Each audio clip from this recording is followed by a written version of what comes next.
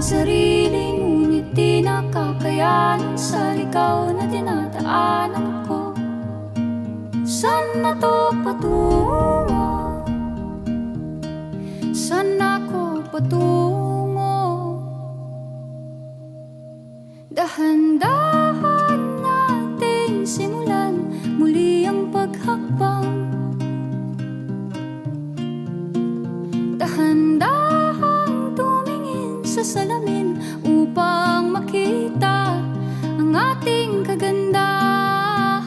Dahan-dahang iangat ang mukha upang maslayan ang payapa